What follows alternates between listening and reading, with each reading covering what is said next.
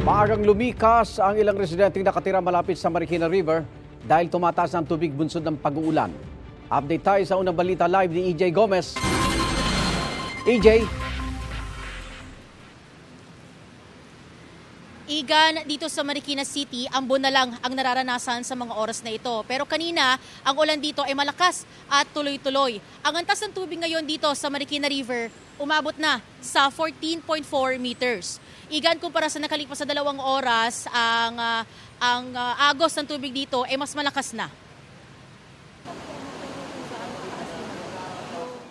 Madaling araw pa lang may ilang residente ng alerto at sinilip ang sitwasyon sa Marikina River ngayong malakas ang ulan. Gaya ni Tatay Josel na saglit dumaan sa may ilog bago pumasok sa kanyang trabaho ngayong umaga. Minumonitor ko rin yung level ng tubig para kahit nasa trabaho ako, na-chat-chat ko yung misis ko na maghanda kung sakaling tumaas pa man. Bahain talaga ang tumana. Bagamat improvised, naka-full gear din daw siya, lalo't nakabisikleta lang siya sa pagbiyahe. Bagamat malakas ang agos ng tubig dito sa Marikina River, pagka ganitong tuloy-tuloy at malakas ang pag-uulan, may mga residente raw talaga ang bumibisita pa rin dito para samantalahin ang panguhuli ng isda gamit ang kanilang mga improvised na pamingwit, katulad nitong salok na ito.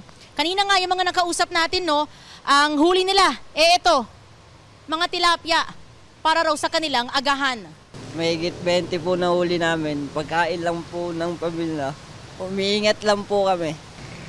Pag malakas po ulan, namimit-mit po kami. Kasi sayang din po. Mag-aalas 5 ng umaga kanina, idiniklara na ng Marikina LGU na suspendido ang face-to-face classes sa lahat ng antas sa mga pampubliko at pribadong paaralan dito sa lungsod. Ipatutupad ang asynchronous classes. May ilang bahagi na rin ng kalsada kung saan makikitang umapaw na ang tubig mula sa ilog.